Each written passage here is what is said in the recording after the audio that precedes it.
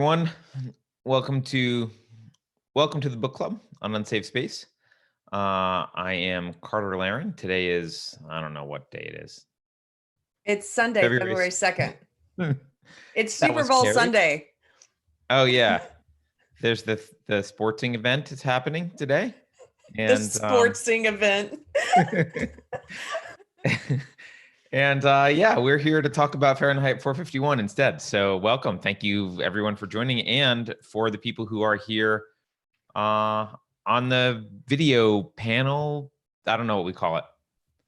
The group of people who are willing to be seen and heard. Hey guys, we've got who do we have? We've got Tamara.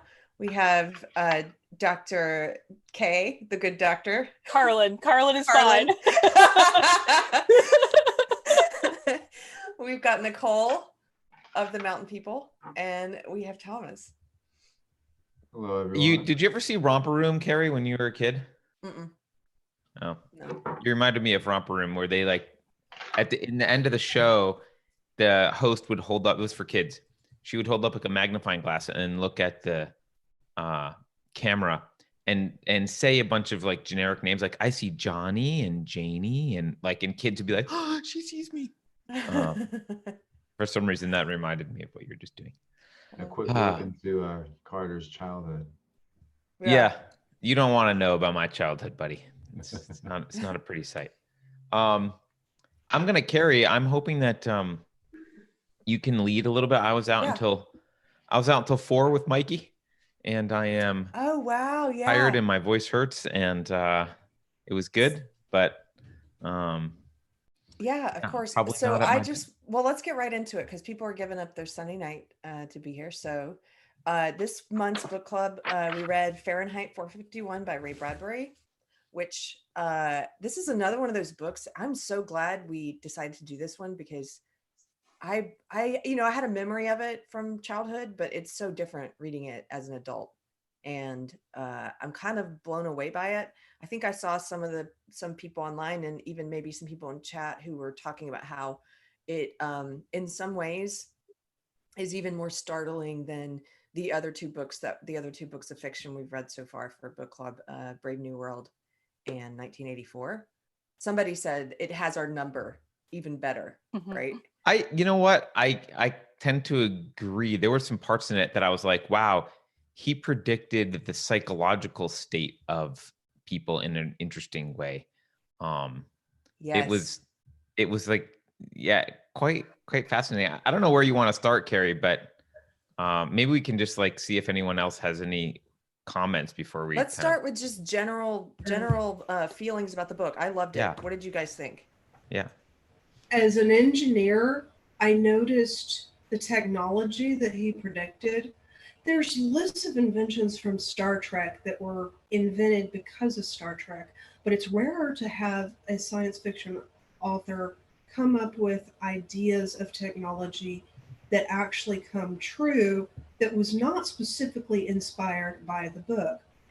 From my list, he predicted wireless earbuds, big screen TVs, and the automated. Scientific American had an article last year. Don't let the robots kill. Don't have robots kill people. The Hound is this. Okay, it looks like a dog and it's a walking drone, but it's hunting for the target and it has permission to either maim or kill you based on what's in charge. He predicted killer drones. Yeah. Yeah, it's the Boston Dynamics dogs, basically, too. Yeah. Yeah. What did everybody else think? I think I was so surprised because I hadn't read it. I mean, it was assigned in high school to other classes. But so I think I've kind of been on the lookout more for 1984. So that just has always been in my general, view. And then not even reading, I cheated and listened to it. And that's not cheating, Nicole. That counts. I don't regret. I listened to the one that Tim Robbins narrated, and it was beautiful. Like, of all of the trilogy, I found it the most beautiful and poetic. And I don't know if that was because of the performance by Tim Robbins. I'll jump in here and say I loved it. It's not just, so I did both. I have the book for sitting and reading when I have time, and then when I'm cleaning or something, I listen to the audio version. I just pick up. So I heard the Tim Robbins version too, and I thought the same thing. It's not just that. Even when you're reading it, the written word, I think he's got a really beautiful use of language. He's almost like a poet in some ways. Yeah, and I also felt poetry in it. Yeah, there's poetry in it, and he's very efficient with language. Like the book is kind of short, and it's not any longer than it needs to be. He's just very efficient. But that's my opinion based on what you're saying about, was it just the Tim Robbins? I don't think so. I think he's like just got a really good, he's an artist with language. And then being just like shocked at how much it resonated with me with so many of the things that we find in our modern world that, I kind of look for when I look at, for Big Brother stuff. But then listening to the book, and I wish I would have had a paper copy next to me so I could have written notes like as stuff was happening. Because there's a lot. I'm having a hard time like recalling which parts of it resonated so much with me, but even like the description of people, turning gray, and they're like gray eyes and their gray skin. It just reminded me of like the NPC meme. Yeah. And how right on that is. But yeah, pretty much anytime there were like the long talks by either Faber or I can't remember his name. Beatty. Yeah, the chief Beatty. Just really like powerful and eye-opening. So I hope everybody else underlined all that stuff and can remind me later. I did take some notes on those talks, Nicole, because the thing that struck me the most, like people credit Andrew Breitbart with this idea that politics is downstream of culture, but this was clearly Ray Bradbury's message. And the few quotes that I have from Beatty about that, where he says, it didn't, in my book, I have this version, it was page 55. But he says, it didn't come from government down. There was no dictum, no declaration, no censorship to start with. No. And then later on, he says, colored people, then he talks about victimhood culture like really well. He says, colored people didn't like Little Black Sambo, burn it. White people don't feel good about Uncle Tom's Cabin, burn it. Someone's written a book on tobacco and cancer of the lungs. The cigarette people are weeping, burn the book. It's like, that's exactly the mentality that we're in right now. Exactly. That's my highlight of it right there.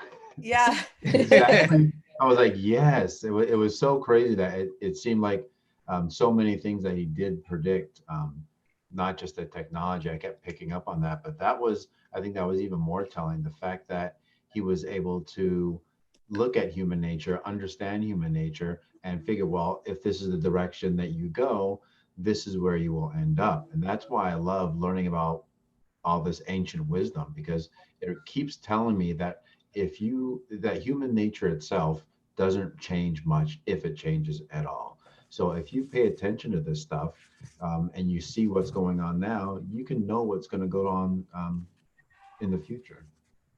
Yeah. To that point, Thomas, about human nature not changing at all. I also underlined the part towards the end where he's talking about the Phoenix, where the one of the bums, the walking library people says, there was a silly, in this version that Carter has, I have the same one, it's page 156. And he says, there's a silly damn bird called a phoenix back before Christ, and every few hundred years he built a pyre and burned himself up. He must have been first cousin to man, but every time he burned himself up, he sprang up out of the ashes. He got himself born all over again. And it looks like we're doing the same thing over and over, but we've got one damn thing the phoenix never had. We know the damn silly thing we just did. We know all the damn silly things we've done for 1,000 years. And as long as we know that and always have it around where we can see it, someday we'll stop making the goddamn funeral pyres and jumping in the middle of them. And that just stuck with me because, like you said, it's human nature. I'm continually reminded, that word you used, ancient wisdom. I keep being reminded lately about how none of this is new. But why can't we, like you said, we know we have history. Why aren't we learning from it? Yeah, I underlined some of the same stuff on the same page. Specifically, we went right on insulting the dead. We went right on spitting in the graves of all the poor ones who died before us. So all the people who kept telling us, "Oh, I'll write this down to make sure you guys don't screw up again." Here we are, like, yeah. Yeah. Yep. The new time, new people, things are changing. Here and now. It's like, I don't know if there's any such thing as here and now, because whatever we think is here and now is built on whatever came before us, and it's just a reflection of that same stuff happening in a new time, because we haven't changed. We just have a lot of things that are changed around us. And you mentioned the kind of permanence of human psychology. There was another passage earlier that was brief, but it's basically the summary of the same thing. He says, Faber is talking, and he says, "Those who don't build must burn. It's as old as history and juvenile delinquents." And it's like such a funny way to look at it. Like, oh, you build or you burn. Like, those are the things that you do. And Yeah, and it it's reminds me of true. something I'm sorry, it reminded me of something we kind of chatted about on Facebook, where I said something like, I wonder if any leftist has gone throughout history and actually come up and did what they were thought was going to be deconstruction. It was like, oh no, wow, this is actually great. And instead of burning everything to the ground, it was like, oh wow. No, that's always burning. It's never like, it totally made me think of yesterday, Carter, and Scott Pressler's cleanup. Oh, yeah, And that was so weird. And, them protesting, cleaning up and activating and doing something positive, and just standing there screaming at them. And I was just like, they're just burning rather than building a better place, which led me into this whole other rabbit hole of like, who's truly compassionate? How can you let people live like this in your city? Which is another discussion we'll have another time. Sorry. No, actually, Nicole, it is like, not only did they burn in that way, but the justification they gave for canceling the venue was that they were disparaging homeless people because they were cleaning up after them. Which is why I brought it up, because you were there. Yeah. It was nuts. Yeah. But there was Ray Bradbury right there, less than 24 hours ago. Hey, so I wanted to say, well, hi to Keith for joining us. Keith the Hat Guy's here. Nice hat, sir. Hey, Keith. And I wanted to hear from Keith and also Carlin, if you guys want to say what you think about the book. Carlin's also wearing her "Make Speech Free Again" hat. I love it. I wanted to read this book because I hated this book in high school for some reason. I don't even actually think I finished it in high school because I think I was really bored by it at the time. And so I was excited to take another look at it. And I also think the original movie, which is far superior to the remake that HBO did, but I think I tried to watch that at one point, and once they got to like the cheesy fire truck, I was like, no, out, done. But it was like terrifying for me to read the book now in the current context. And I completely agree with everything everyone said so far. I did the audio version too, so I'm definitely going to get the copy and underline it. But the thing I think that stood out to me that we haven't talked about yet, and maybe it's just because like I'm a knitter, is the absolute vitriol and like pleasure and joy they took in burning the books. Like It was like an emotional pleasure. And that's something I think we've seen over and over and over again in knitting when people have been attacked and mobbed. It's just like, they're not doing it just to make a point. Most of the time, they don't even care about whatever cause they're advocating for. It's just the joy of attacking someone. Yeah. And I think he even mentioned in the book, like he hadn't even considered that someone maybe spent their whole life like figuring out what to write and wrote this book. He just was enjoying dousing them with kerosene, and like the sensual behavior of burning the book was what his focus was, not really on what he was doing. They're pyromaniacs. Yeah. The fact that there's a whole person behind it who spent however many years pouring out his thoughts and recording them for the rest of us to read, and then you can light it up like that and erase it. And that is a great point. I do think there's a lot of joy, again, going back to human nature doesn't change. I think that there is a part of human nature that people can choose to succumb to if they want to, that takes great joy in destroying others and just destruction, just burning. Like you said, you're either building or burning. And maybe it's not the people who enjoy burning, whatever version burning takes for them. It's mobbing on Instagram or whatever. It's because they're not building anything. It's that resentment, it's that resentment of people who are building. The spider. And like, let me tear them down. That guy's got a book, the knit and nibble guy. He's got a book and he's doing something. That makes me angry because I'm not doing anything. My coach compares this to like crabs trying to crawl out of like a bucket. Like if you see a bunch of crabs in like a bucket, there's always some that try to crawl out and escape to freedom. And what happens? The other crabs pull them back in. Yes. Keith, what did you think of it? Oh, Keith left. He got up and played with his microphone. Yeah, he's messing with his camera. He's going to burn something. Yeah, he's fed up with all He's this. building, actually. So I felt like, and this is just a personal thing for me, but there were some of the descriptions of kind of the thoughtless drones that go along with it, like the wife, how Mildred is. It was almost painful for me to listen about her, because my previous relationship, I felt like I was in a previous relationship with somebody who's totally happy with just watching TV and getting fed the entertainment. Yes. And not at all having any sort of introspection or critical thought on what's being shoveled. I mean, he agrees with my politics. He sort of has his he has his ideas and they're stuck there, and there's never any other movement forward or introspection. And just in fact, he installs audio video equipment. So if there was a room that had 3 walls of screen and complete immersive interaction, he would definitely be installing the 4th wall. He would live in that room. He absolutely would. He's a great dad and he's a good person, but at the same time, I'm like, there are so many people that really are just stuck right there that never pick up a book. Never. I think that's the default, right? I don't know, Nicole. I'm glad you brought that up, because there's another passage that I underlined here, which was he was arguing with Mildred, and he said, we need to be really bothered once in a while. How long is it since you were really bothered about something important, about something real? And I feel like that is, at least my experience with most people, is it's exactly what you're describing. And someone tweeted the other day something that's related to this that I hadn't heard before, but I really liked. I'm paraphrasing it, but it was something to the effect of, if you avoid conversations that are about people, and you listen to conversations and you participate in conversations that are about ideas, you'll save yourself a lot of time and be way happier.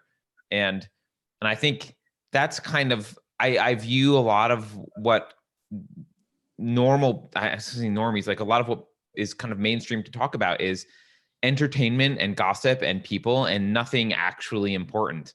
And you could see the interesting thing to me was that Mildred was seemed to be fine with it, but yet we know she was suicidal. Like subconsciously, she wasn't fine with it, but yet she was not really even self-aware enough to know how miserable she was. It was odd, right? Right. That was a beautiful piece where he said that Mildred was so deep inside this Mildred that they didn't even know each other. Yes. That was beautiful. Because that Mildred is so, and it does make me think of our culture. It made me think of another line I underlined on page 56. He said, that's all we live for, isn't it? For pleasure, for titillation. And you must admit that our culture provides plenty of these.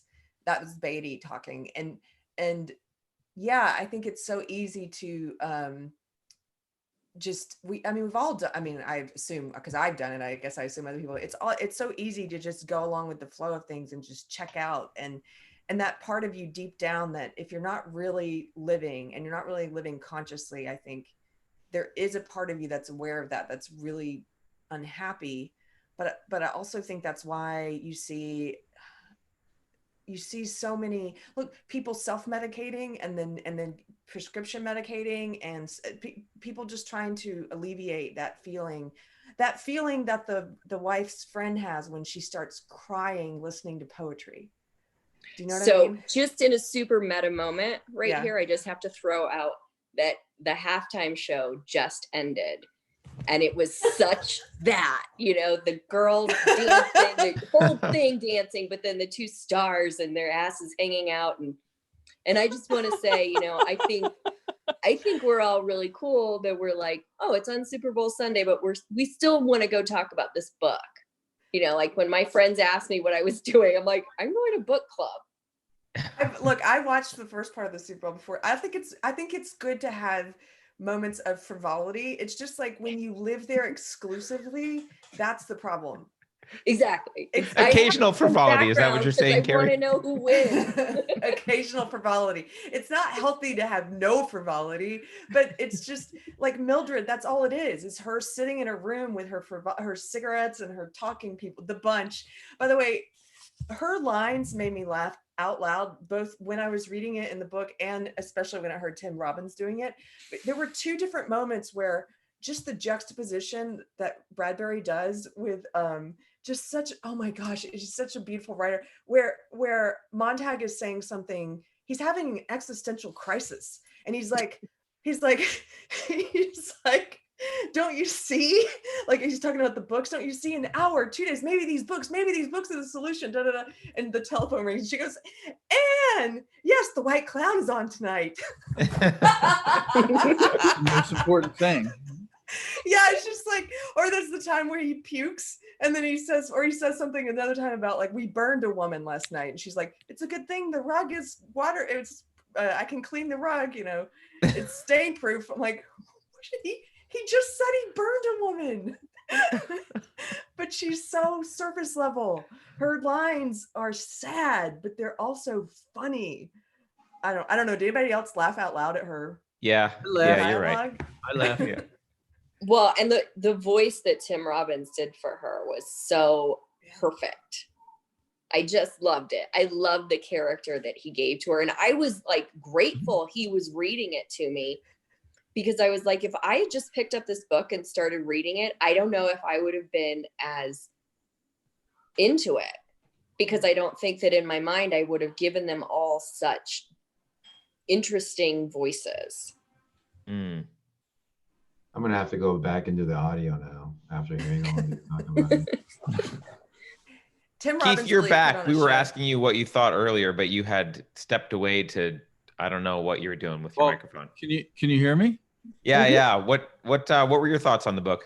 I really enjoyed it. I read it when I was probably 8th grade or something, and I really didn't remember it. I remembered the basics, but the whole concept of just erasing knowledge, like that's what it's about. Like erase all history, erase all knowledge, erase all thought, just live entirely for the moment.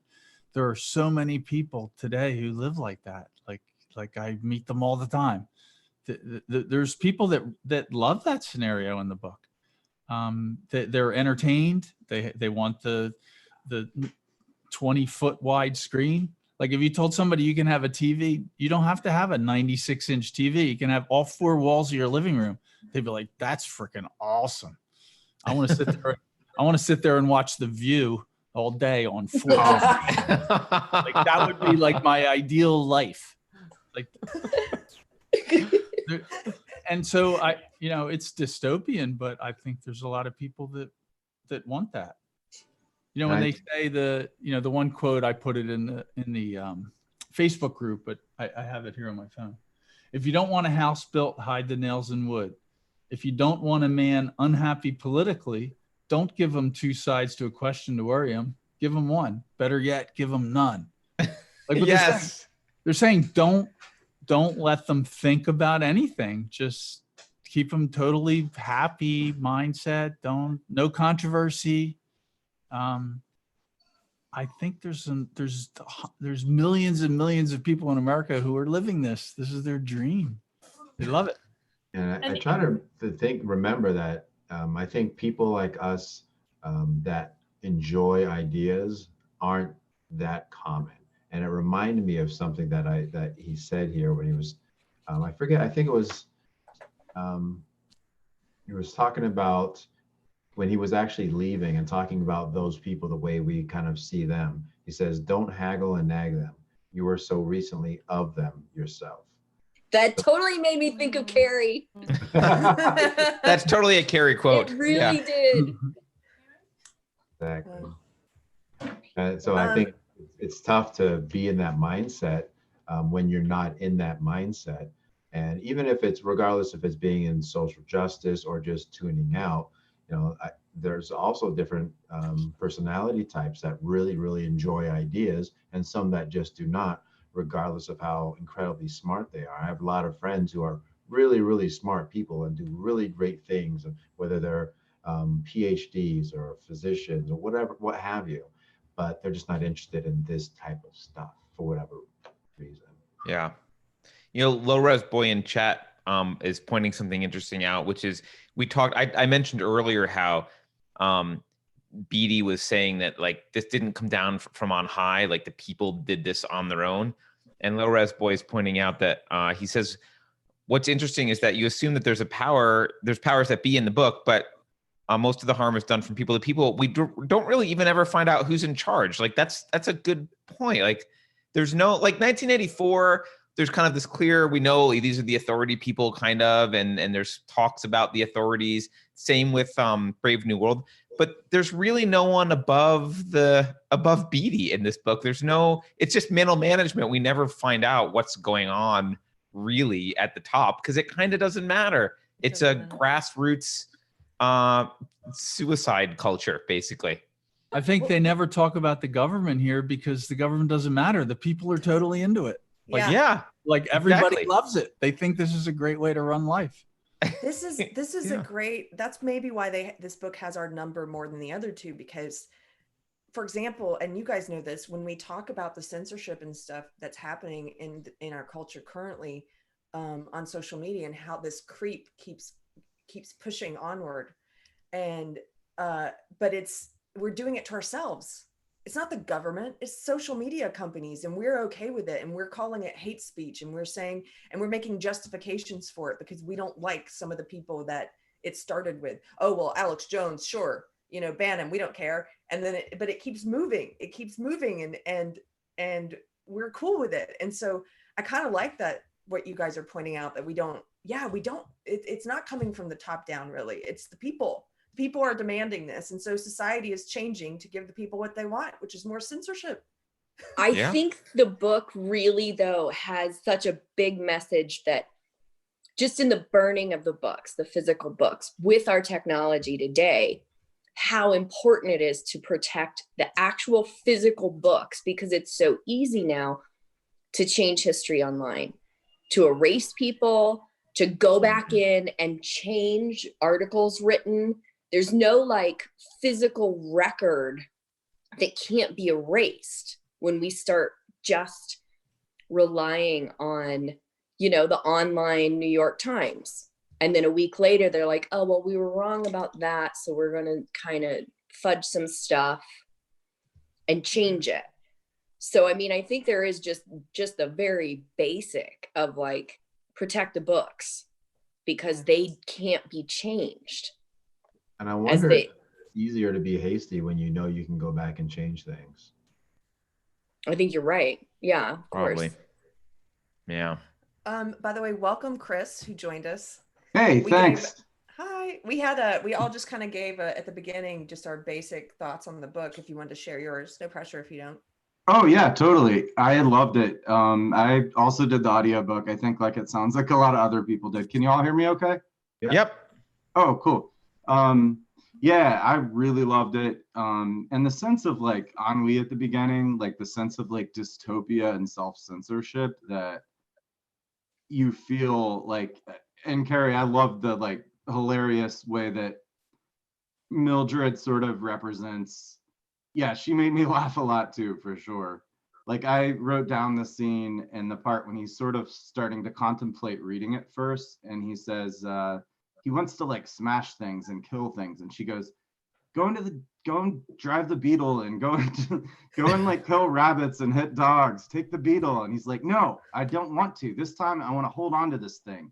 It's gotten big on me. I don't know what it is. I'm so damned unhappy. I'm so mad. And I don't know why. I feel like I'm putting on weight. I feel fat. I feel like I've been saving up a lot of things and don't know what. I might even start reading books. And then she like pushes back on him and she's like, well, didn't you hear Beatty? He said he has all the answers. He's happy. You know, your happiness is important. Fun is everything. And it really reminded me kind of this dystopia where reading wasn't allowed, kind of some friendships I've lost as I've tried to discuss the whole woke issue with people, that they don't want to hear it. They just want to like pay attention to the entertainment. And I don't know. That's one thing I took from it for sure. Oh my God. The other day I was discussing Brexit with a few people on Facebook and they were just like, I mean, so down on it. I was like, well, it might be okay. We don't know what's going to happen. And two people at once told me the uneducated don't know that they don't know how to think critically. And so they need to be guided. I was like, all righty. Were they thinking critically or critically thinking? Yeah. Either or, Isn't really. it weird that those people never wonder if they're the ones that need to be guided? They're always sure that they need to be the ones guiding. Like they don't have the self-reflection ever to say, hey, what if I'm the one that this idea that I have about others, what if it applies to me? It's I don't know, that continues to blows my mind. It reminds me, Carrie, of this term that I first heard it from someone else, but I heard Michael Malice use it the other day, so I don't know if he invented it, but there's this term midwits, and his description of a midwit is like someone who's like slightly above average intelligence, and it's kind of like being 6 feet tall. You're above average, but you're never the tallest guy in the room. There's always like someone taller than you. So if you have an opportunity to be the tallest one, like you like really seize it, you like it. And so the midwit is like someone who's above average intelligence and they're really set on sounding really smart and wanting to control everyone because they never feel like they're the smartest one, but they know they're smarter than most people. So they have this desire to really basically micromanage what everyone else is doing and control and be that what you're talking about, which is this like other people aren't critically, they can't think critically. I can think critically. They need to be told what to do, blah, blah, blah. I'd like to tell people what to do, right? But I think if you're smarter than that, you realize like telling people what to do isn't really, like that's not what we need to be doing. They're more dangerous because of their intelligence, because they're average or slightly above average. Yeah. What's the quote? I forget who said it. Like the problem with the world is that the stupid are so cocksure and the intelligent are so full of doubt. Yeah. I love that. I think that was in the bell curve too. Oh, probably. Yeah, I think Charles Murray said that. But it reminds me of the idea of being sophomoric, where you go to a freshman, or you're a university student and you finish your freshman year, and all of a sudden you feel like you know so much. And I've had a lot of those experiences. I joined the military late, so I have a lot of very young Marine Corps, Navy friends who got out and went to college, and I'm on social media, I keep up with them in other ways, and I start to see them doing that, where it's like, oh, I know this, and I know, well, you know what, this, that, the other. It's like, I like that you're going to college. I like that you're doing these things, but bro, you need to slow it down a little bit, because that surface stuff can be intoxicating. And all of a sudden you think you know so much about the world. And I think it was Socrates who said, the oracle told him he's the wisest person in Greece because he knows nothing, or he knows he's ignorant. Yeah. I think that there's almost like levels. You get to you're ignorant, you know a little bit, you get dangerous. And then when you get to that point where you realize how much you don't know, that's when you really start to understand and open up to even more. You're reminding me of Carrie's coffee shop friends, right, in college, who are like trying to school Carrie on the social justice tenets. Carrie invented. Wait, we can blame her for these? Awesome. That's still probably your fault, Carter. On Mount Sinai with a list of commandments. So I did bother to like grab my Google box and look up one quote when I heard it, because it resonated so much with me, because I think of your show, An Unsafe Space, and the Knitters, and kind of the way that we push back. It was the part where Montag went and spoke and went to Faber's house, and he was talking about being a coward. It was, Mr. Montag, you're looking at a coward. I saw the way things were going a long time back. I said, nothing. I'm one of the innocents who could have spoken up and out when no one would listen to the guilty. But I did not speak, and thus became guilty myself. And when finally they set the structure to burn the books, using the firemen, I grunted a few times and subsided. For there were no others grunting or yelling with me by then. Now it's too late. And I kind of feel like that is what we do when we go try to help people who are being silenced and mobbed and attacked. Mm-hmm. It's just standing up. And I just really appreciate your show, because I think it does really empower people to say, I'm not going to be a coward, and I am going to stand up, because it's felt like for so long we've had to be cowards and be quiet lest we be mobbed. I think one of the things that the mob is trying to convince you of, though, is that you're alone. And the truth is, you're not alone. A lot of people agree with you. And if you stand up and say something, it turns out that we're not actually in that dystopia yet where you go to jail or whatever. Like there are people who say, oh, I'm glad that Nicole said that, because I feel the same way. Well, I mean, not in America, but there's definitely people who get visited by the cops, and some people who go to jail in England. Yep, that's true. So it's really, I'm talking America, but yeah. Like that unrealistic to think of where it could go. And I know I get, little secret whispers from the people in my neighborhood. They're like, I really like that you're outspoken, but I can't do that.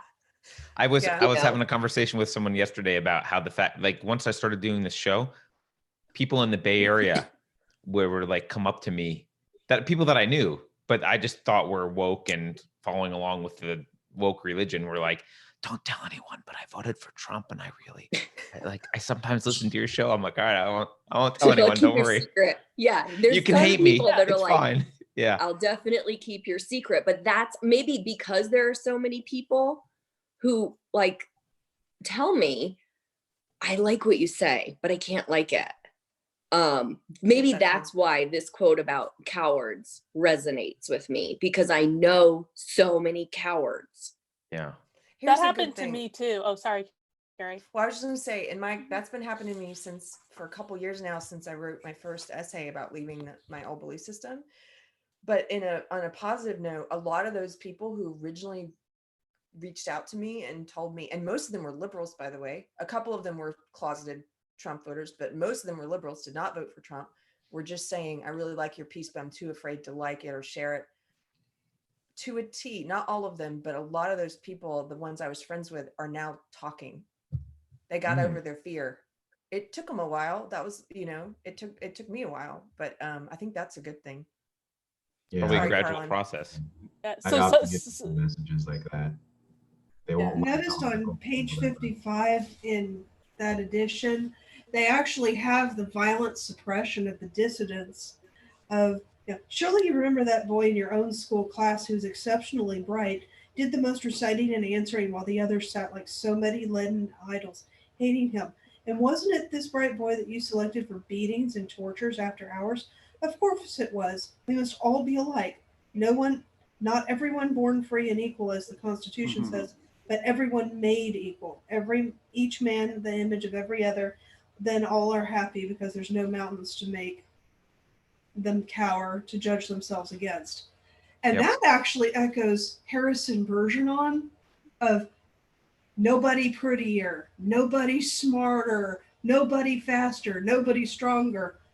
Whereas at least the Fahrenheit 451, you've got the athletes, you've got the firemen, they don't hold anybody up as heroes, but you can still go excel. But this echoes that we have to pull everybody down to the same level. Nobody can escape, nobody can get out. And if you're too much of a weirdo, we stick you in the institution, or if you get beat up or if you get killed.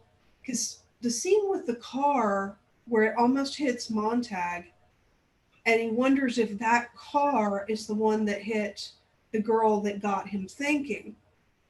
It's almost like, okay, the car's looking for the pedestrians to kill, and it's looking for the weirdos to kill. Their society doesn't care or actively encourages the murder of the dissidents and says, well, that's their punishment for standing out from the crowd. I'm really glad you brought that up, Tamara, because that passage actually bothered me a little bit in the sense that I don't think it's fiction. Like, and maybe this was just my experience growing up in schools in the US, but it seems to be universal of people I talk to. It's not being the quote exceptionally bright kid is a way to get beat up. That's the way to get ostracized and shunned. And I hadn't realized the extent of it until I got into a conversation with my wife who grew up in China, and she was like totally shocked by this culture, because in China, the smart kid who gets the great grades is the most popular kid because he's the smart kid. And here, I don't know if it's just my experience, but I think the opposite is true. It seems like if you're the kid who's thinking and working hard and getting good grades, and you're the quote exceptionally bright person, that's social suicide. Because you can't be exceptional. They don't want exceptional people. Yeah, but don't you think it's odd that in China it's the opposite? That China is the country that I think of that's like, it's communist. Like, we're all the same. I think of it as a very, what's the cut down the tall poppy or whatever that phrase is, right? And yet odd. That's not their culture in school. It is odd, but does that mean China is celebrating the people who are more successful, more likely to be successful? I think so. They're celebrating the meritocracy, saying you're going to be the best doctors, you're going to be the best engineers, use this for social benefit. So if you're winning the wars, getting to the moon, getting to Mars, building dams, we're going to celebrate you as pulling everybody up. But and here, misfit, then they hammer you down. So as long as you're in a socially acceptable channel, you're doing great. But it, in an American culture, it's, are you the homecoming queen? How pretty are you? And how good at, sports. Mm-hmm. I think would find that bottom up and the top down that we talked about before, because with China, it's from the top down. So they have some control over those people who are excelling because they can utilize them for the state. Here, we're doing it to each other. So maybe it's because bottom up that those exceptional people are being pushed down, because it's a lot harder to make people better than it is to keep them from excelling. On the upside, it seems that here, if you are one of those people that does get bullied for being exceptionally smart, you tend to do a lot better than the homecoming queen and the quarterback in the long 20 years down the road. Mm-hmm. So it's not like it's something that you're like stuck with the rest of your life, that path, It seemed to be like, for a while, the US was going through this period where the geeks were actually the cool people. Like when iPhones come out, I started thinking about, well, what's high school like 10, now or 10 years ago? I was a total nerd, became an engineer, whatever. Now it seems like the girls in high school recognize actually the nerds kind of run things. Nope, they don't. It seems like we went through. I've had a lot of high school kids. That's not true. That's not true. I thought we went through a period where people started to recognize that, and then we lost it. Like now, Keith, I do believe there was a brief moment where that was true. And yeah, I think that people from across, I think kids are much more schooled in anti-bullying. So I think the ways that they bully each other is way more insidious than how we all grew up, or, various ones of us through the years. But how does it come I out? will say that I was at a homecoming game, and a lot of kids now, a lot of high schools give homecoming royalty things to special kids, like with Downs and, that have actual afflictions. Some So it's oppression. almost like a performative non-bullying. So Nicole, how does the bullying manifest now? Because I don't like if they're more schooled in kind of don't do the old school stuff, how do they bully now? Well, I mean, obviously the kids in school now have such a different reality because they never actually get to leave school. So, with phones, you're in it all the time. So you can do a lot more online with bullying. But I would agree that the sort of ironclad strata of what it was for decades of, jocks are on top and geeks are at the bottom and all that, has sort of blended a little bit. But I would say there's still, might makes right kind of mentality of high school boys. And the pretty girls are popular. Sure. Could I jump in and take it back real quick to Carlin had a comment that I wanted to make sure you got to say. Do you remember what it was? Oh yeah, I was gonna say just in reference to like people undercover saying I like what you're doing. So I wore this hat at Vogue, like through Vogue Knitting Live, which is a huge knitting event with like thousands of women who like beat each other up over yarn. And I waited until like the last day of the conference to do it because I was like, if they kick me out, at least I'm gonna have done everything I wanted to do. And I just walked up and down the marketplace wearing the hat, not saying anything, just doing my business. Almost every single aisle I went down, someone came up to me and was like, I love your hat. I think it's really great. I got no negative feedback, but just all wow. That's they awesome. Were on the down low kind of, right? Oh yeah, they're totally on the down low. It's interesting. I've got a Did question they read about the it book before they said it? I mean, like what your hat says is not. You wouldn't not what you you might be on the expect down low to say that, right? You shouldn't have to be on the down low to say. Well, okay, but to put it in perspective, like the actual like fem bags that we make fun of, like those were on sale here. That's like the type of people. I feel like fem bags on sale are worse than normal retail price fem bags. That's pretty bad. Yeah.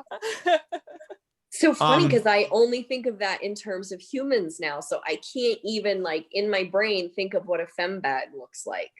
What is a fem bag? I threw up a little bit in my mouth when I saw it, to be honest. It's like purse? literally it's like a purse, and they come in different sizes and they say different social justice-y things, and yeah. So it's a handbag. Yeah, it's like a thing for crafting. Yeah. Okay, so I'm looking it up right now. I don't want to be the person taking us back to the book. No, I want to go back to the book too, Carrie. Go ahead. So I had a couple notes. There's a few things I want to make sure I wanted to talk about. One was just the attitude towards children in this culture, and the comments of Mildred's friends. The one who was saying like, having kids is awful. I wouldn't have kids. And then there's one who has kids, and I thought she's about to make a defense of having children, but instead she says it's like putting laundry in the wash. You just like put them in there and slam the door. And it just after hearing them talk, Montag, who's been through this, who's kind of waking up, I don't know, he's becoming unwoke, I guess you could say, in an analogy. He calls them monsters after that. And it just really stuck with me. I felt like that word was very appropriate. But anyway, I wanted to see what other people thought. It was that part about children. And then there was another part about kids. Oh, the part about the schools. How the schools, like if they're at home. Yeah. Do you guys know what part I'm talking about? That's why we've lowered the kindergarten age year after year until now we're almost snatching them from the cradle. Which totally made me think of the governor of Colorado and how he has now made pre-K free, and then right after put in a new curriculum for sex education, like a pro-trans curriculum for sex education starting at kindergarten up. So because that's what people are arguing here is like, why do you keep, starting standardized school so much earlier and calling it free when we know it's not free, for one? But in Florida, they're trying to get the nursery schools controlled by the government. Like they want to get the 3 and 4 year olds. Yeah, that's what it feels like. Yeah. Well, they want to start the indoctrination at age 3. They're not willing to wait till age 5 now. Yeah.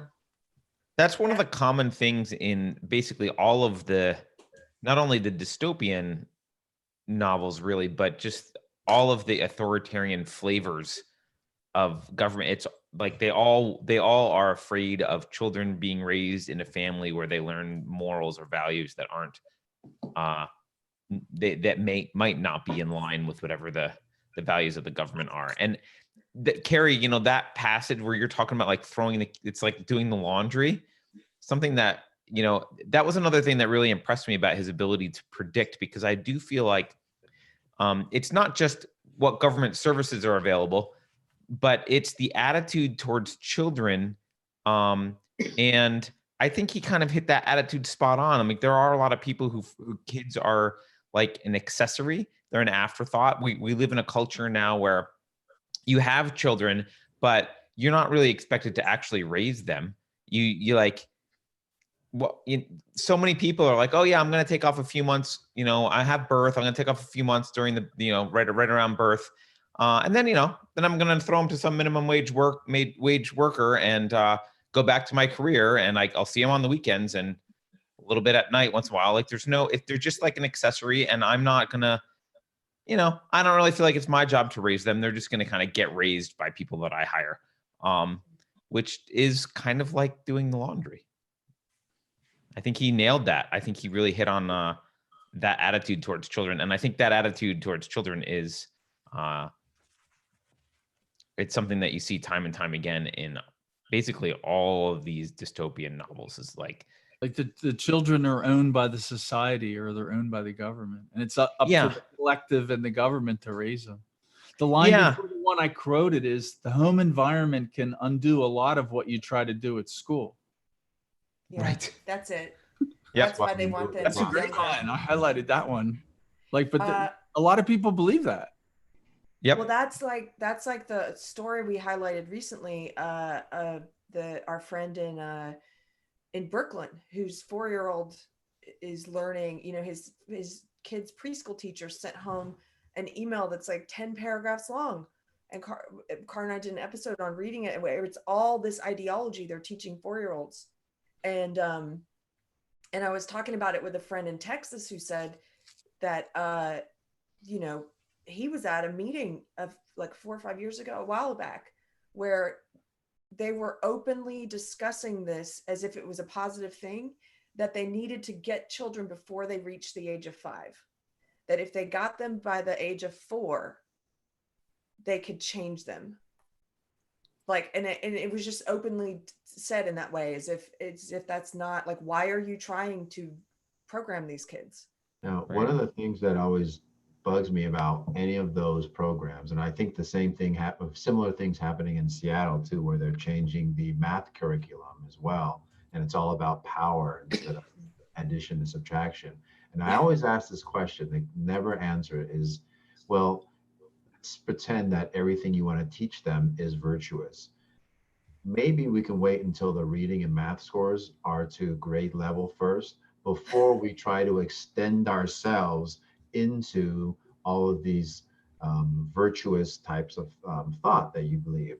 And I can never get them to answer that question or explain why we should do that while we haven't even gotten the basics down yet. And I think it's because they don't value those basics anymore. Because if they would at least maybe even back off a little bit and say, okay, well, maybe we should do that if we can get up to par. But they don't care about those things anymore. I think it's that they value the indoctrination more than the basics. Yes. If you can have someone who thinks for themselves and knows that 2 + 2 is 4, that's way worse than someone who doesn't think for themselves, adopts the ideology, but can't get 2 + 2 right. right? Yeah. It's just it's a matter of what's important and what's not important. I've got a question about something in the book that I'm wondering if any of you thought about. Why do you think Beatty was so knowledgeable? I thought it was odd that like the guy who is Montag's boss, who I guess runs the station, seems to be really well read. Why is that? They made it clear that Beatty is well read. He presents this whole long string with, I didn't recognize most of those quotes, but they're obviously quotes from like famous books. Right. So why? Well, the HBO movie actually like hits on this, and they add parts where he like goes home at night and writes himself on these little pieces of flash paper, and then he burns them at the end of the night because he feels so guilty about it.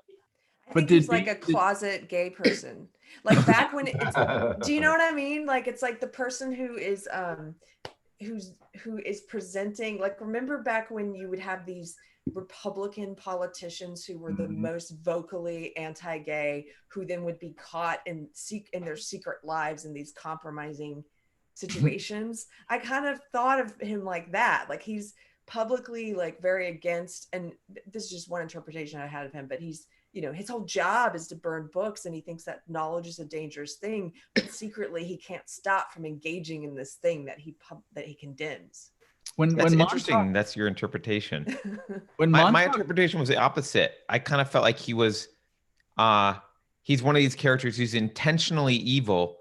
Like, in order to show he's evil, you have to understand that he knows what he's destroying and revels in it. Like, if he didn't really know, then he's somehow somewhat innocent. Like he's kind of just a cog in the wheel, but this guy knows what he's destroying, and that makes him more evil. Well, but that's why he's suicidal. Yeah, he's destroying himself. This is self-loathing. Yeah, that's why he lets himself get lit up, because he knows. Yeah, he's like interesting. He's trapped in this life of knowing the books, of reading the books, but you know, it's only because Montag meets Faber that he even has any sort of way to even begin a community of that. You know, so the fire chief probably has even less ways to bond with somebody over that. So that's why it says that Montag realizes that Beatty let him light him up. When Montauk kills him, it's very clear. Montauk at least thinks that Beatty wanted to die. And Beatty's like very well read. Like Beatty must have had like a whole freaking library. Like he quotes and quotes and quotes. So is that true? It's just Montauk's theory, but it appeared right to me that Beatty actually felt guilty and wanted to die. In the post sections in this copy, it talks about the evolution of the books and a lot of little details, one of which is like Montag is a paper company and Faber is a pencil company. And he didn't realize that till afterwards when he was selecting the names.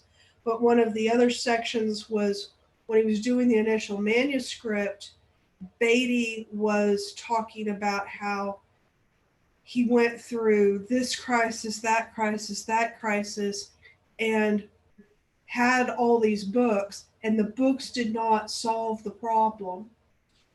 And he destroyed them and then signed up to be one of the first firemen to destroy the books because it didn't help.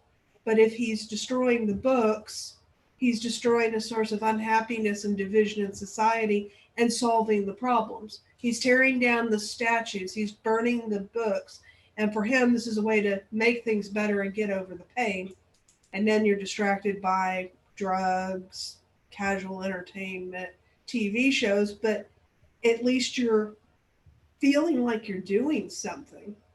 But he was listed as being like 30, 31, and he was a liberal arts major who then turns around and becomes a fireman. Interesting. I wonder if it's self-loathing then. Yeah, it's total self-loathing because he loves the books. I think he's quoting Shakespeare and stuff. Yeah, like you said. But they failed him. Like Tamara's saying, like yeah, he's angry about something, and the books failed him, and he's just taking it out on Yeah.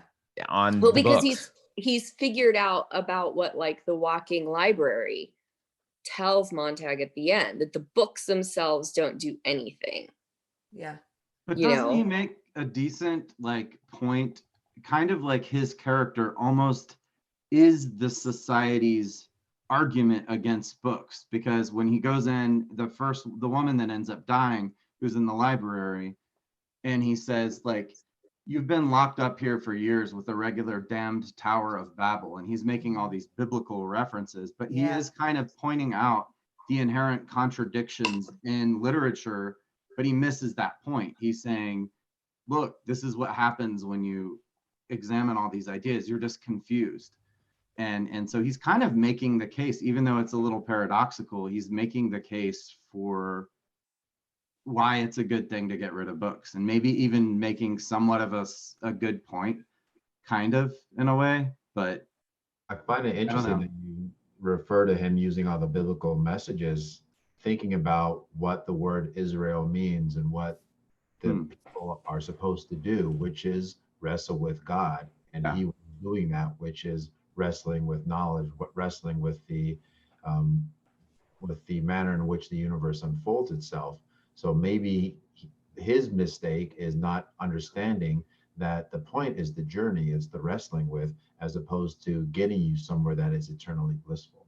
And Yes. what Montag represents to him too, Montag is like his unlived self, because Montag is the one that's like, he's coming into this realization that he can think and he can have these ideas, and Beatty's watching this and he knows what's going on, and it's like he has to kill off that part of himself.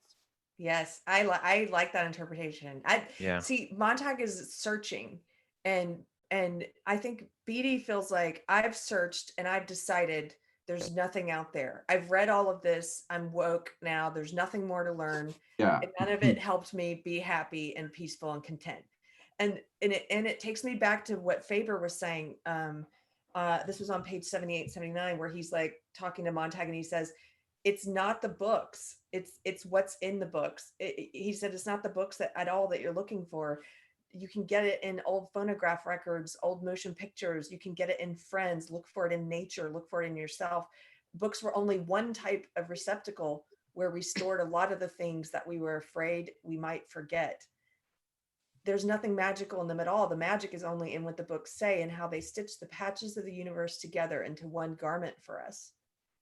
That to me is like, it's not about, I don't know, there's something that I think Montag is searching for, and he's on the right path as a searcher. That's like, it's not just about preserving the books themselves, it's about wisdom, and if you want to read more into it, about like meaning and purpose. And I think to Beatty, it's just well, I've read all these books and I know everything there is to know, and I still don't feel meaning like that. He's not on the right. I think he was just on a path for knowledge. Maybe I'm wildly speculating all that, but it's like, what's the difference between like just looking for knowledge and looking for meaning? As it seems like Beatty decided that he's read lots of books. He's very well read. He decided that society is better off if people don't have the books. Yeah. If they're just happy with the mindless entertainment and sex and drugs and rock and roll or whatever. Like, probably that's because he's still miserable. And then he's just Right. as suicidal as Mildred. He, Yeah. That is Right. like, light me up. suicidal. But Did that's you why notice- he thinks society's better off, right? Because it didn't help him. Yeah. Right. Well, I was maybe it's surprised he's suicidal. That was a surprise to me that he was suicidal.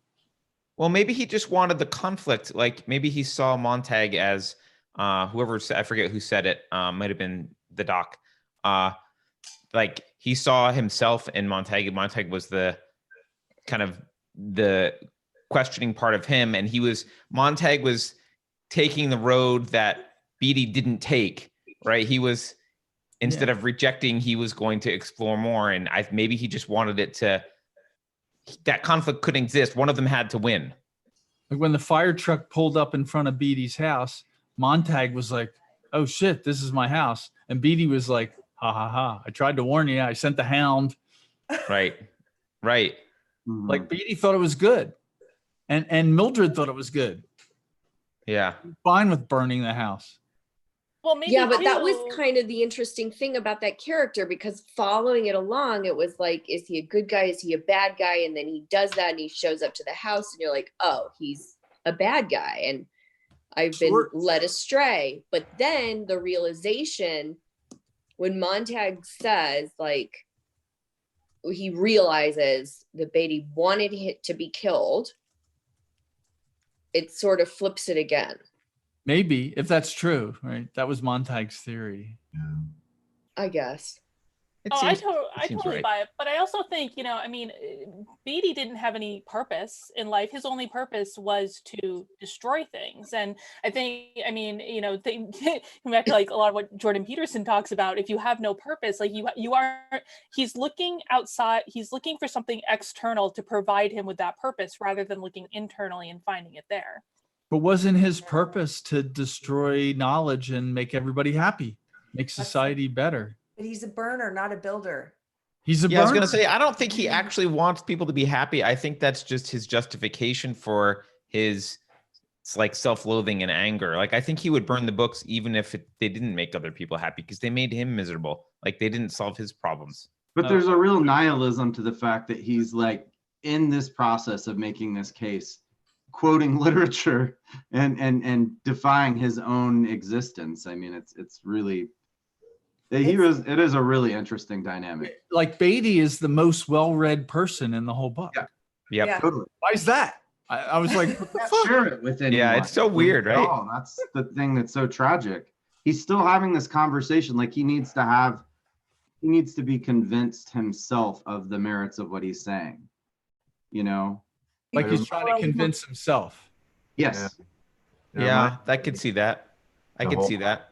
that Hitler was actually suicidal, but on his way down, he wanted to burn as much of the world as possible. So it's not necessarily that he got caught and he was like, oh shit, I failed, so I'm not going to kill myself. But it was more like, I want the whole world to burn on my way to burning myself. Mm-hmm. Yeah. Mhm. Yeah. I mean, maybe also, kind of Beatty's death also is the burning of an entire library, right? Because Beatty's death is itself the burning of a bunch of books. Oh, I didn't think. Yeah. Yeah. Memories, all the books are in their head. So, and Right. Beatty's the most well-read one. So that's the most. Oh. Oh, So yeah. Montag ends up burning the biggest library. Yeah. Not bad, Carter. Not Oh, Yeah. Wow. Wow. Carter gets an A. Carter gets an A for being the most cynical person ever. I excel at that course, Keith. Actually, speaking of cynicism, one thing that was interesting about the book, the ending of the book to me, was it wasn't clear whether we were supposed to be hopeful or depressed about what was going on. And I think that was intentional, where it's like, we don't know, here comes another cycle. We don't know if mankind's going to learn yet. What do people think about the ending? Well, having Tim Robbins read it to me, I totally teared up. I think this is a test to see what kind of person you are, half glass half empty or not. Carter, I bet you were depressed at the end, weren't you? I was hopeful. Who, me? Were you No. depressed or hopeful? I was very neutral at the end. I was Okay. like, well, I wonder which way it's going to go. Okay. Well, that they definitely left it open, but I was hopeful. I thought it was hopeful. I thought it was hopeful in the sense that because I've got toddlers right now, I would love to be destitute in the woods with nothing to do but read books. The part that I think was hopeful for me was like, there were always going to be people that were going to persevere. And even if this time society didn't listen to them, there would be another cycle eventually. Like, they would kind of always persevere. I did get that sense. In the last scene, he's with all these like learned people. They're like, they wrote great books and they were professors of this and that and other great things. And they said great things. Like, that's who he's with. And then the city gets like blown to shit. And now they're going to head to the city and they're with all these great people and they're going to like fix it. Yeah, he has community for the first time in his life, really.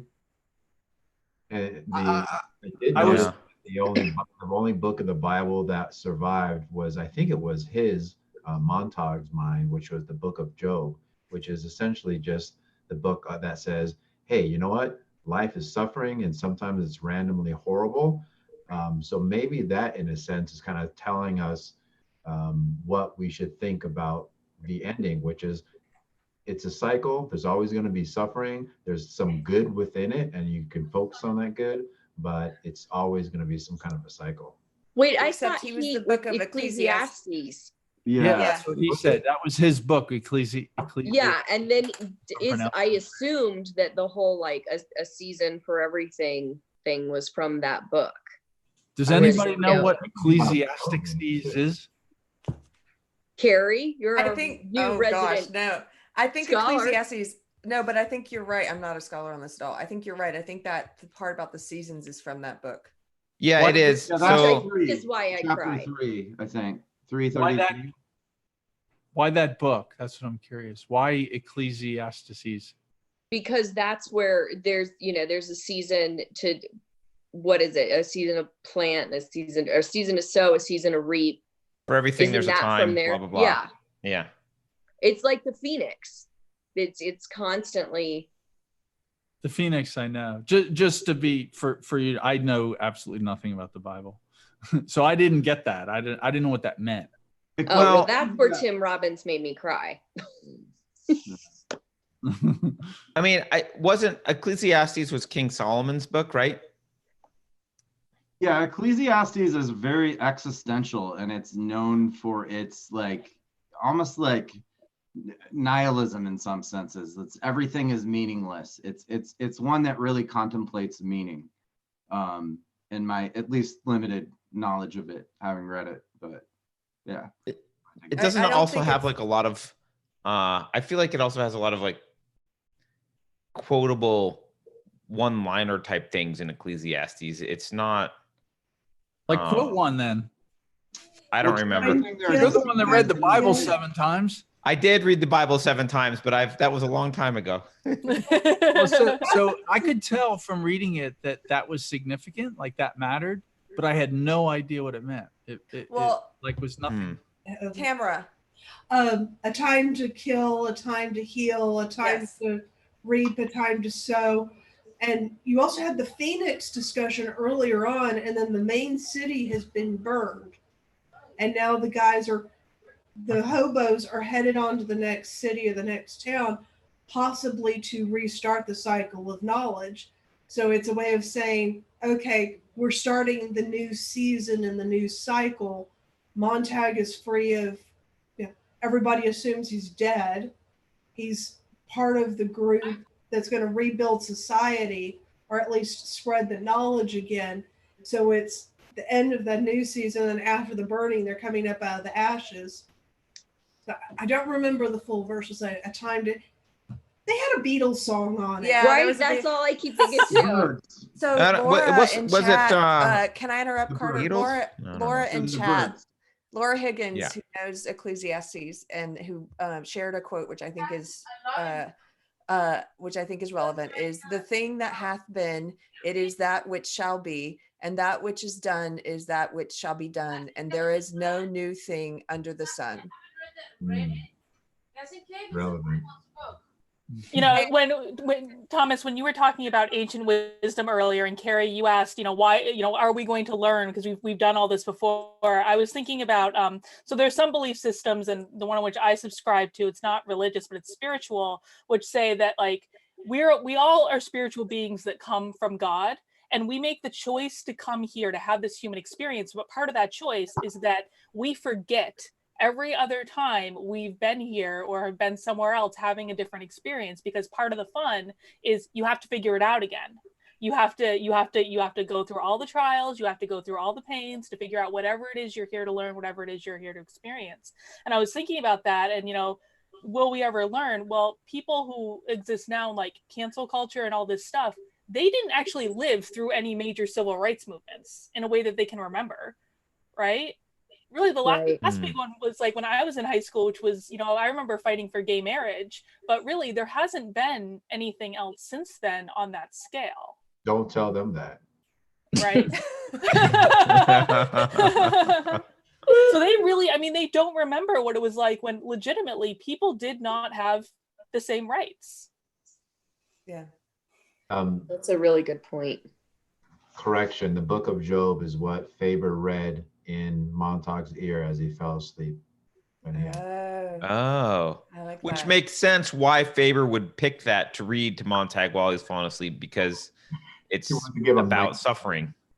Yeah. And perseverance specifically. But Okay. then one would hope that Montag remembers it, because Faber told him that things whispered to you in your sleep, you remember. So maybe he brings that book with him. Yeah. There's a part that I felt was pretty important because it was a bulleted list by Faber, and it kind of summed up, I thought, what it is that what he was saying we need, or maybe what Bradbury is saying is the antidote to this part of human nature that we keep repeating throughout history. And it was that list he gave of what we need. He said, 1, we need quality and texture of information. 2, we need the leisure to digest it. And 3, we need the right to carry out actions based on what we learn from the first 2. And I was wondering if people had any thoughts about where we're at in culture at the moment as it relates to that list. What page is that, Carrie? Like we have too much leisure. That's the problem with everybody having to pick up a fight, because we have too much time. But I almost feel like he says in the book, let's see what page this is on. Page 80. This is on page like 79 through page 81. See, because Montag says that. He says the second, so on page 80, and the second thing we need, Montag asks, leisure. And Montag says, oh, but we have plenty of off hours. And he says, off hours, yes, but time to think. If you're not driving 100 miles an hour at a clip where you can't think of anything else but the danger, then you're playing some game or sitting in some room where you can't argue with the 4-wall televisor. Why? The televisor is real. It's immediate. It has dimension. It tells you what to think, and it blasts it in. It must be right. It seems so right. It rushes you on so quickly to its own conclusions. Your mind hasn't the time to protest. What nonsense. And this made me think of what you're saying. On the one hand, I agree. We have nothing but leisure time in some ways. That's why people pick up these silly social justice fights, and they're looking for, because they have nothing to really struggle against. But at the same time, all this technology that we have in this culture has made it so that we don't have leisure time to think. Like, when's the last time you just spent a day like sitting in a hammock thinking about the life and like the purpose of life? We're always on these things. These freaking devices are constantly blinking and, oh, what notifications? Yeah. What do I have? Look, what did this person say? What did that person say? And it's this really, like, everything is speeding up. We have leisure time, but it's almost like we don't take the kind of leisure time he's talking about, the leisure time to digest things. We don't think in the big, we don't think about the meta stuff as much anymore. It's just the little minor, the news cycle's so fast, what just happened today? What happened today? I think the word leisure isn't really appropriate here. Maybe it was used differently back then. I don't know. But like, it's not really leisure that he talks. He says leisure time, but he's not talking about leisure time. He's talking about alone time, quiet time, contemplative time. That's what he's talking about. Yes. Like, not time where you sit back and get entertained. Like, leisure time is not at a party with 25 people, everybody yelling. Right. And it's not watching the Super Bowl either. It's quiet. Oh, yeah. And it's contemplative time, right? I thought that was funny. You're like, this is better than football. Wow. And I thought, I thought the Super Bowl was in the afternoon. Is it in the evening? Yeah, I actually thought it was over already, but apparently it's not. Nicole said it was going on. Yeah, no, it's 20 to 10. I heard a little while ago it started at 6:30 or 7 or something. Yeah, I was expecting it to be in the afternoon too. So all these people here are doing this rather than watching the Super Bowl. Yeah. It's on mute in the background. Is that a sign? So I know that's like another little side sign of who's here. So I know some people who go on. I had reason to think of this the other day. I have a friend, my old business partner, who Carter. At the end of the year, she has a ritual. She goes to this retreat in Thailand every year. It's like a 2-week silent retreat. And all you do is meditate in silence. You're not even supposed to read books, actually. You're just supposed to. Why do you need to supposed to retreat? meditate and be in silence. And it's a beautiful location, and you can kayak, and you're in nature, and you're doing yoga, and you're just eating healthy foods, and that's it. But you don't speak, and you're just meditating, and you're being contemplative. And I think that there are going to be I think that in the future, people are going to pay a premium to go to a hotel where you're just in a room with no electronics will work.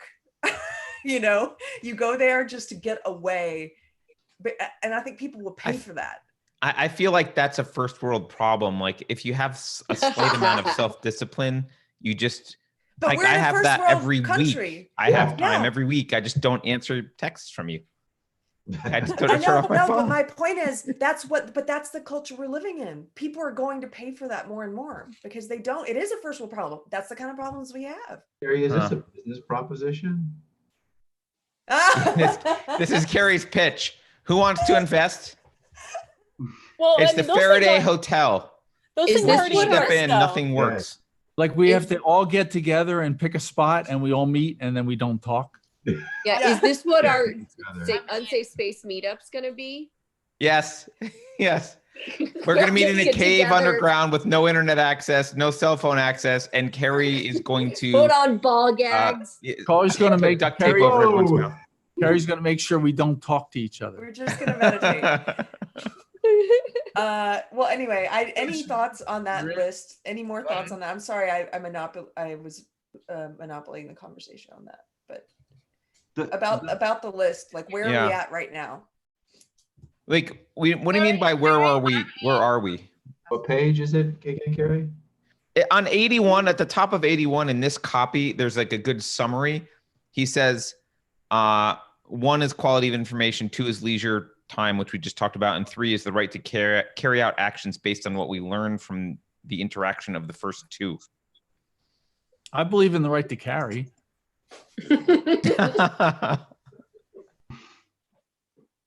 Carrie, I just can you clarify your question when you say where are we in this? What do you mean by that, so that we can answer? I guess better? I mean in the way that we talked about at the very beginning of our discussion about how this book is kind of it's almost as if he had a crystal ball and was looking into the future and predicting where we might end up in some ways. I think he accurately predicted that we have a lot of information, but is it high quality? Is it high texture? I don't think so. Not a lot of it. On the other hand, I think we're hungry for that. And that's why you see long form podcasts are becoming more popular, discussions, these 2 people interviews like Dave Rubin does. That's why Colette is becoming popular, because it's long form, thoughtful essays, because people are hungry for it, because so much of the information we have, I think he's right, it's not quality.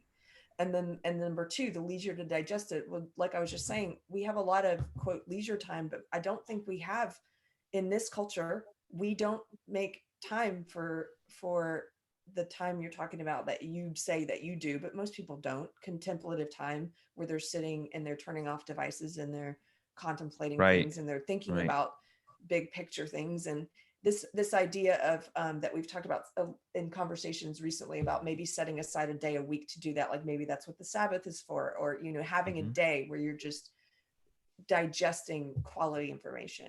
I think that people are hungry for that. All right. Well, I'll take a stab at answering your question if no one else wants to. I agree with you. We don't have, I don't know that we've ever had a lot of quality of information. Because we don't really know who was doing the filtering. Now we certainly have quantity. We have access to all information now, but we are also lacking quality filters on that information that are useful, right? So we got a lot of information, but figuring out which is quality is difficult, and it's a challenge we talked about the other day. I agree with you on we just had a leisure time discussion. Do we have the right to carry out actions based on that? Increasingly, no.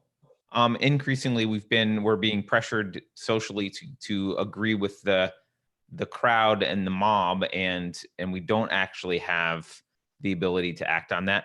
I think there's actually something missing from this, though, that he didn't mention in this book, which is you need the cognitive apparatus to not have been destroyed so that you can actually have the first two interact with each other. And if you indoctrinate children and if you spend 20 years of their youth destroying their ability to introspect, critically think logically, understand rational argument, then you can have lots of information and you can have time to digest it, but the wheels are broken. So the interaction between those two things actually is never going to lead to the actions that it should. That's where I think we are right now. I think our mechanism is broken. I agree with you on the first two, and I think we're losing the third. I don't know. Anyone else have an opinion on that one? Yeah, I think on the quality of information, I think we still have very good quality of information. It's just not coming to us from the popular channels, because we obviously here, meeting and other people we interact with are going to that quality information. I see it on the bookshelves behind you, Carter. Often I see it behind you, Carrie. So the information is there. It's just not necessarily through those media channels that we used to be able to get at least decent information from. It's hard to find, right? Because there's so much information that for a lot of people, I think the volume it's overwhelming to figure out, well, which part, what of all this stuff, what should I consume, right? Yeah. Well, the ideology, as far as the texture of information, the ideology itself that we are all pushing back against is an ideology that in and of itself, the unsafe space is the space in which we can have the conversation that is verboten, the nuance that is verboten, to find this middle ground and find that texture. Which is just not allowed by an ever-growing list of rules of questions you're not allowed to ask, and all of these rules that are growing all the time. We need that struggle. I like the way you put that. So you're basically partly because it makes us sound good, but you're basically saying the unsafe space is like, what we're trying to do is give space to have those first two interact with each other in a way that we're allowed, like we can do that without being criticized, or at least in this space, we're allowed to do that. Yeah. Yeah. Great. Gracie points out so Gracie disagrees with me on something in chat, and I think it's worth pointing out. She says, I think you underestimate children's ability to overcome indoctrination. Think of your own experience. And she's right. I was indoctrinated, although differently. And I did overcome it. But I don't know that I don't know that everyone does overcome it. I think it certainly makes it a lot more difficult. That's why you indoctrinate, because it's very difficult to overcome. I don't know. I think right now with the indoctrination for very small children, a bigger issue is the ever-reaching power of the state to decide. In my big concern is like a trans issue with small children. So they're ever reaching into protecting children from their parents. So they indoctrinate into this idea that you can choose your own gender very, very young.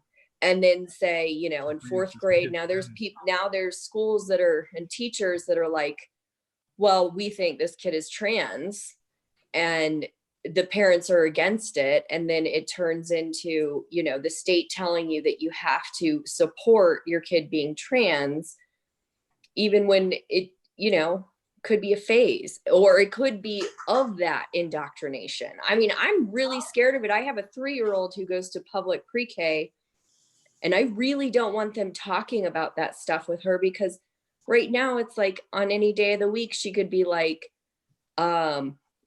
you're Rapunzel and I'm Flynn Rider.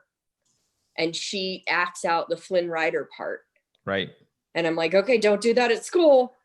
Cause right. They'll tell you you're a boy. Yeah. I mean, although I mean, so I agree. I mean, my opinion on the state, so I'm right there with you, Nicole. But I do think that there's something really truthful about what Ray Bradbury was saying earlier, which we mentioned, which is like, this doesn't come from the government top down. This does come from, like, it's the culture that, like, the government didn't just waltz in and decide, hey, let's talk about trans rights. There's a culture first that happened, and we're not part of that culture. But there is a culture where that grew, and that culture happens to be standard in the cathedral and academia and the media. So that's why this is what we're seeing. But it's not the government didn't think of it on its own, I guess, is my only point there. I totally agree. And I find the moms even more frightening than the teachers. I think the teachers and the administration get their power from moms, other moms pushing this in their like virtue signaling thing to get online, likes. Yep. Yeah. Tamara? Something I noticed, and this is probably from my religious background, they have the white clown, who is a modified, watered down, lovey-dovey Jesus type character, including, though he does have, oh, won't you love to buy these things from our sponsors? And it reminds me of Ellie Talkert or the Shack of saying, we're going to water down Christianity, appropriate it, and say, we're love. We love you. I love you. We're all family. And there's no suffering. There's no discomfort. There's no judgment. Nothing's wrong. We're love. I love you. And then one of the poignant scenes for me is where Mildred almost commits suicide or almost dies from an overdose. Insert your interpretation here. And her husband's saying, she just wants to watch TV. I don't feel about this. Don't watch this. Does the white clown love you? It's like, well, I'm just sitting here basking in the friendly glow, and that's my substitute for religion. And then and we've seen some of this in our own society and culture of, don't tell anybody anything is wrong. We're going to totally accept you no matter what you do. And if you want to, if you like it, it's good. And if it makes you feel bad, it's bad. And to feel bad is bad. So we can't ever say these things are wrong, these actions are wrong, these beliefs are bad. We're just going to cover it all in a warm, fuzzy blanket and call that religion. And isn't it great? Because here's the boob tube telling you what is happy, warm, and it's not even a prosperity gospel. It's, we're love, and you're loved, and we're good, and everything contrary is bad. So whether it's fundamentalist Christianity saying this is true, this is not, this is bad, this is good, ooh, you're an evil judger, or don't make me think, don't make me question anything. You're making me feel stupid. You're making me feel crazy. You're making me feel doubt. It's a return to the tribal morality, and it's a return to if it feels good, it is good. If it feels bad, it is bad. So it's morally wrong to let anybody feel stupid, ignorant, or bad. So that's why they were tearing down the smart kid in the class, and that's why they're destroying the books, and why they don't care if they accidentally burn the old lady with the books.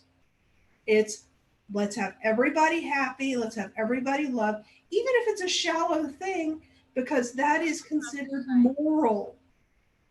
I like that you use the phrase appropriation of the church, because I have a lot of friends who are Christian and or progressive, and it seems like there's a huge battle going on with a lot of churches. And I think there's even been a split lately to where it seems like they're doing much of what you said, where they're starting to not just infiltrate the workspace where I have to go to different gender diversity type trainings, but it seems like it's getting into the church now. And it's exactly what you're saying, to where if the religion they believe should be only accepting everything regardless of what. So our arms are open, and it sounds so nice, but you have to discriminate against some things. You have to have some kind of discernment. You have to have some kind of definition, because if you don't define what you are for and or against, well, I guess you have to define what you're against if you're for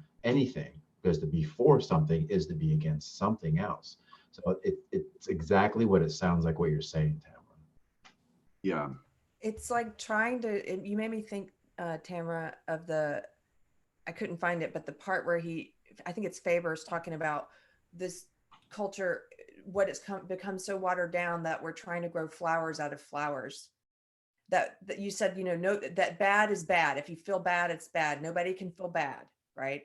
And this idea that it's just flowers and fireworks constantly, and that we think we can get rid of the things needed to, like, there's a cycle.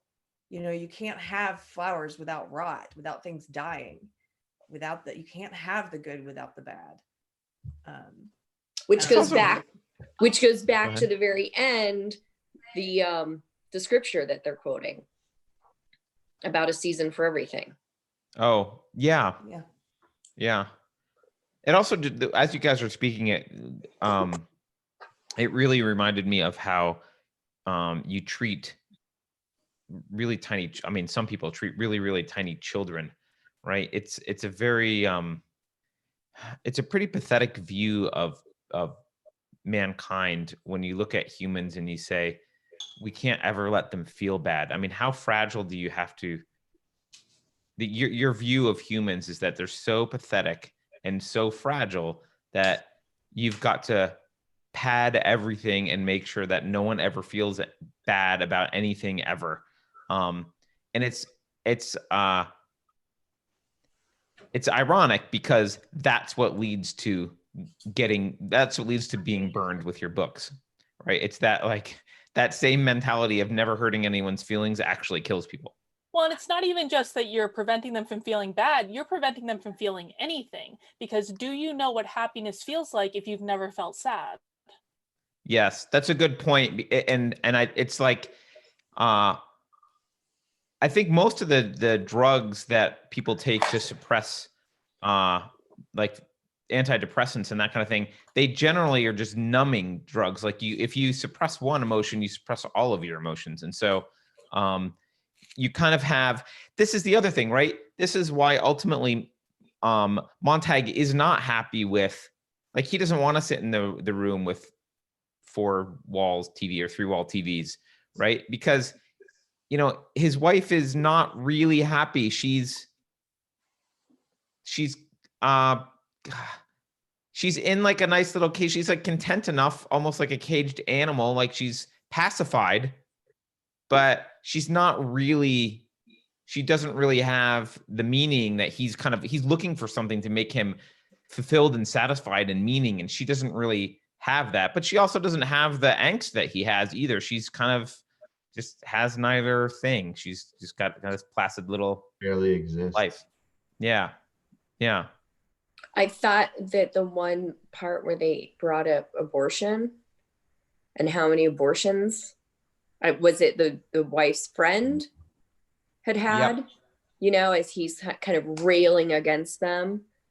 I don't know. It really struck me because it hadn't been brought up really before. Like when he discussed wanting to have kids and his wife not wanting to have kids. It wasn't like it was laid out so she just ran out and got an abortion. And it was just sort of laid in there very quietly in the midst of it. I was surprised because it was like Deal with that. 1952. That surprised me. The woman had 18 abortions or something. They said. Yeah. Yeah. It was a ridiculous amount. Ridiculous amount. So we are approaching 2 hours, and I think we should wrap it up soon so people can go. But maybe we should do some final thoughts about it. I had one final note that I had written down about how it was the quote about from Faber about how he says the whole culture shot through. The skeleton needs melting and reshaping. And then at the end, when he's with the bums, the walking library, the living library, and one of them is talking about how they just have to wait for the war to happen, and then after the war's over, try and rebuild.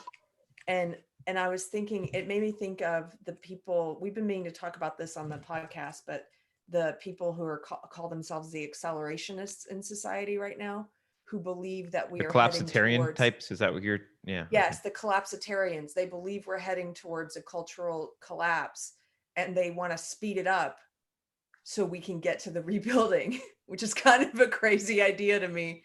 I think we're going to collapse. Let's go in. But did you guys have any thoughts about that? About does culture reach a point in which, is there a way to pull back, or is it that the whole skeleton, the whole culture shot through, and it needs? Do you reach a point at which it needs to collapse and rebuild? So far, I don't know of any culture that. What's the longest culture that, or civilization that has survived? I'm not a historian, but I can't think of any civilization or culture that hasn't expired yet. And is that just the fate of all cultures and civilizations? I don't want to think, and I hope not, because I think we've got a good thing going for a lot of good reasons. But I guess it would have to be hopeful in the sense that we would be the first. And does our technology like accelerate the collapse? Whereas like if you looked at the Roman Empire, how many hundreds of years it took to fully collapse that, or I don't even know, like the Egyptian Empire, those, but now that we have the ability to be constantly in each other's faces and in each other's brains, is it just going to accelerate how quickly? It could, although, I mean, I'm not usually the optimist, but technology could be the thing that allows us to avert the collapse, because we can have conversations like this. None of us are in the same city or town, and we can have conversations like this that were totally impossible before. So, I mean, maybe there's a way to avert it. I mean, I'm usually not this optimistic. I wouldn't have expected you to be the one. Like I expect like the next book, instead of Edward and Gibbon, the next book would be The Decline and Fall of the American Empire by Carter Lauren. Yeah, well, look, I mean, the average lifespan is 250 years. I think we are. I mean, the truth is, we've got like almost all of the markers for a declining empire. We've exceeded it, right? We've exceeded the average. Yeah, and just like the cultural markers for what I mean, the Super Bowl going on is one of the cultural markers. Like the obsession with entertainment and worship of sports figures is part of the decline of an empire. So boring. Renata says boring. Hi. Boring. Howdy. Oh, this is Renata. She's the reason I missed the last book club. Wow. Hi, Renata. Nice. We forgive you. Thanks for joining us. She's been listening. Yeah, she's listening to all this. She never heard of Fahrenheit 451 or 1984. I haven't. Oh, wow. I'm from South Africa. I have a whole different viewpoint on problems and issues. She's been listening though and commenting. Listening. That's why I've been muting, but she's been commenting for comments. Yeah, that's somebody that spent 35 years in South Africa, so she has a slightly different opinion on some things. I do like what I hear. I like what I hear.